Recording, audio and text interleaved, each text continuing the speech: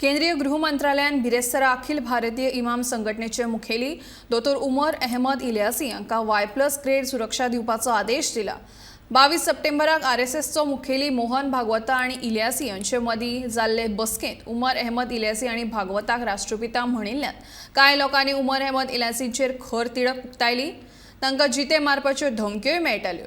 भारतान फक्त महात्मा गांधीक राष्ट्रपिता म्हणटात आनी हेर कोणाकूच न्हय, तरी लेगीत मोहन भागवताक राष्ट्रपिता म्हणिल्ल्यान इलियासींचेर टिकांचे फार पडल्यात। भारत सरकारान PFIचेर घातल्या बंदीचें इलियासीन समर्थन केल्लें। ह्या सगळ्या कारणांक लागून ताका देश विदेशांतल्यान धमकावपी फोन येताले। गुप्तचर ब्युरोन गृह मंत्रालयाक इलियासीक धमक्यो दिल्ल्याची म्हायती दिली।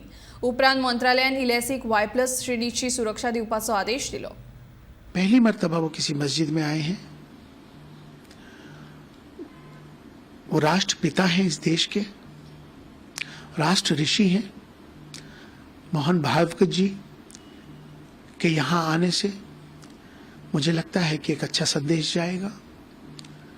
क्योंकि हमारे सबके धर्म जरूर अलग हो सकते हैं, हमारी सबकी इबादत करने के तरीके जरूर अलग हो सकते हैं, हमारी परंपराएं जरूर अलग हो सकती हैं, लेकिन हमारा जो सबसे बड़ा धर्म है वो इंसान का है और इंसानियत का है। भारत में रहते हैं, हम सब भारतीय हैं। आओ हम सब मिलकर भारत को मजबूत करें, भारतीयता को मजबूत करें। राष्ट्र सर्वोपरि है।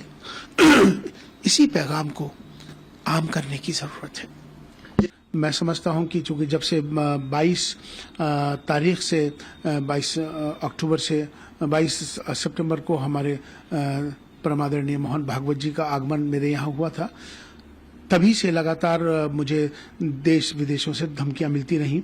क्योंकि जो पहली धमकी जो मुझे वैसे तो 22 तारीख से लेकर टिल 2 तारीख तक रेगुलर मेरे फ़ोन पर हर तरह की धमकियां मिलती रहीं, लेकिन जो बड़ी जो ज़्यादा उन्होंने जो मुझे बहुत धमकाया जो करा वो इंग्लैंड से 24 तारीख को जो मेरे पास पहला फ़ोन आया, जिस पे उन्होंने कहा कि आपने मोहन भागवत जी को क्यों बुलाया।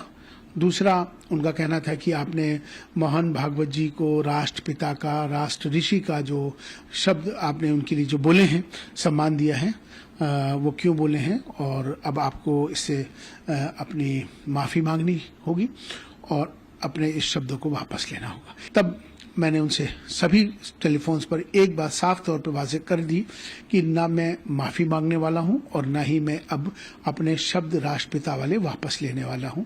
इस पर उन्होंने अंजाम भुगतने के लिए, जान से मारने के लिए और तमाम मेरे परिवार को नुकसान पहुंचाने के लिए जो मुझे कहा और जो ऐलान उन्होंने किया कि अब आप और आपका परिवार जहन्नुम में जाएगा और अब आप अपना अंजाम भुगतने के लिए तैयार रहिए।